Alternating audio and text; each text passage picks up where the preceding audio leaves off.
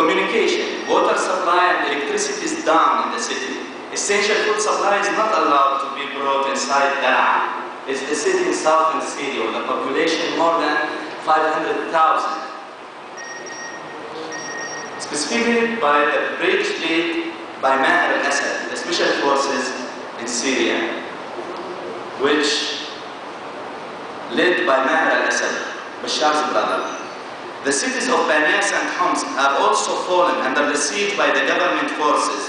Army tanks have begun heavy shelling of residential areas. Deaths, mass graves, and mass imprisonment of local youth have been reported. Just in the last week, they discovered a mass grave in Daraa, which contains 26 bodies.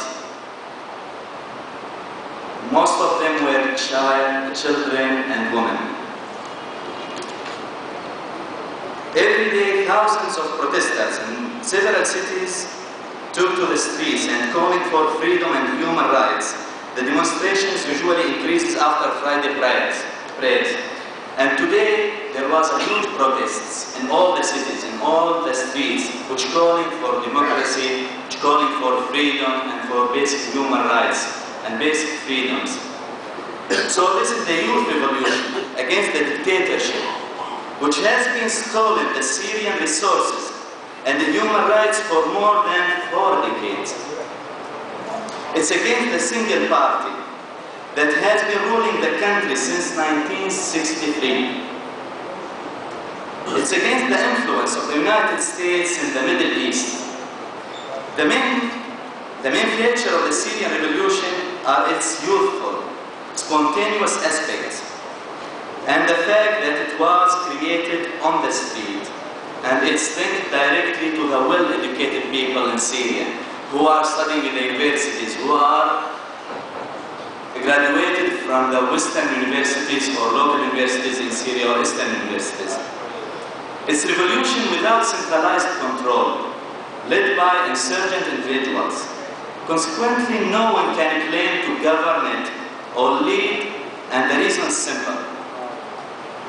The young protesters rose up spontaneously, and there are no signs of participation of religious elements anyway.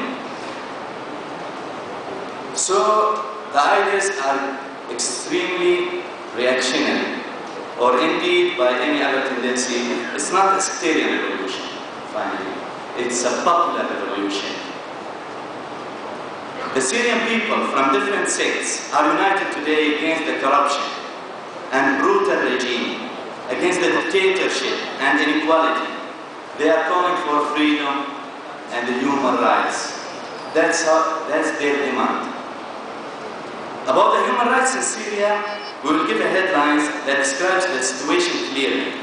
Syria's human rights situation is among the worst in the world, according to the human rights organizations, such as Human Rights Watch. The authorities arrest democracy and human rights activists, censors websites, and disappearances are widespread in hijacked Syria. We came here today to share our aims with our Pakistani brothers, as we know that the West and United States of America, who always supporting those dictators, will not give us any help. We have seen what happened in Egypt, when the United States has given many chances to Hosni Mubarak in order to recontrol the country again and to stabilize his dictatorship regime again in Egypt at any cost.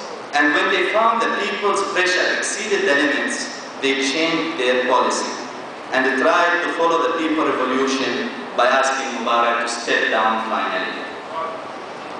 The same thing happened in Tunisia, and now it's happening in Syria, where dictators always finding a shelter from the United States and Europe, who are looking to their benefits instead of humanity morals. Up to this day, more than 1,200 peaceful protesters killed in Syria, and about 10,000 wounded. More than 12,000 arrested or missed in Syria. Most of them were from the youth. And about missed in the last 2 weeks. From the core of our hearts, every Syrian feels and prays for the success of our brothers in the entire Arab world, especially in Syria. And thanks a lot.